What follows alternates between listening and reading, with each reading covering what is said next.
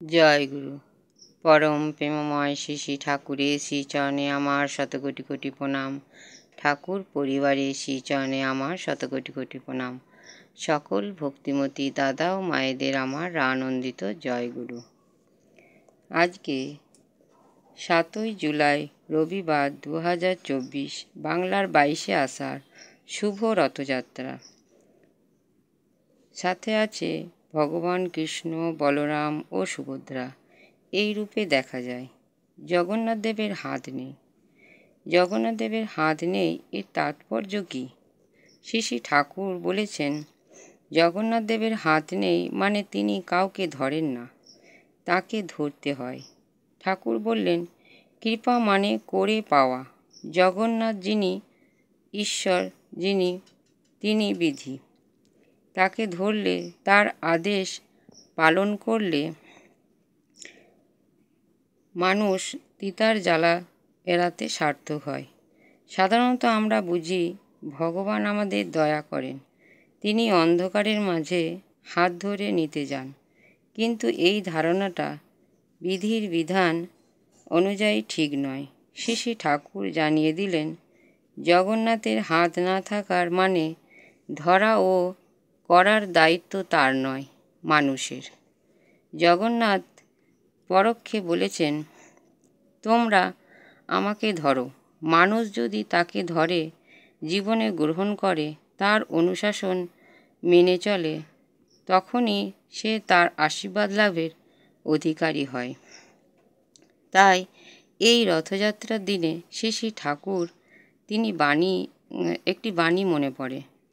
জীবননাথকে হেলায় ফেলে জগন্নাথকে দেখতে গেলি, জীবননাথই যে জগন্নাথ অহংকারে না দেখতে পেলি। জগন্নাথ দেবের রথযাত্রা একটি পবিত্র দিন। আজ পবিত্র রথযাত্রা। এই পবিত্র দিনে বিশেষ নিবেদন জগন্নাথ প্রসঙ্গে শ্রী শ্রী ঠাকুর বললেন, পুরী জগন্নাথ মন্দিরে যদি যাও তাহলে দেখতে পাবে জগন্নাথের হাত নেই। জগন্নাথ জনে জনে হাত বিলিয়ে নিজে হাতহীন হয়ে বসে আছেন। আমাদের উপরে তার কোনো হাত নেই, কিন্তু যেই আমরা তাকে আমাদের হাত দুটি দিয়ে নিবিড়ভাবে আঁকড়ে ধরব, অমনি আমরা তার হাতে চলে যাব। তখন তার ইচ্ছায় আমরা চালিত করব নিজেদের চালিত করব। এমনি করেই আমরা সেই মঙ্গলের অধিকারী হব, যে মঙ্গল তিনি আমাদের দিতে চান। জগন্নাথ দেবের তো হাত নেই। প্রশ্ন কর্মের ভিতর দিয়েই তো হচ্ছে, এর মধ্যে কি ঈশ্বর আছে? শ্রী শ্রী ঠাকুর বললেন, কর্মজগতের ওপর ধর্ম বিভু ঈশ্বর। আমি কই তিনি আছেন, এবং যা কিছু হচ্ছে তার বিধি অনুযায়ী হচ্ছে। মূল কথা, জগন্নাথের হাত নেই। তাকে যদি ধরি, তিনি টেনে নিতে পারেন, কিন্তু জগন্নাথ আমাকে ধরে নিতে পারেন না। আমি নিজেকে যেমন করেছি তেমনি হয়েছি, তিনি আমাকে তাই মঞ্জুর করেছেন।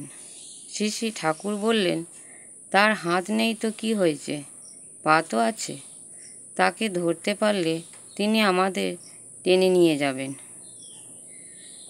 ভিডিওটি ভালো লাগলে একটি সাবস্ক্রাইব, লাইক, কমেন্ট ও শেয়ার করে আমাকে পরের নিত্য নতুন ভিডিও করতে উৎসাহিত করবেন।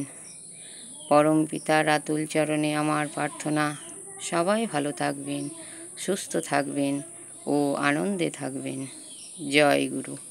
বন্দে পুরুষোত্তমম, বন্দে পুরুষোত্তমম, বন্দে পুরুষোত্তমম।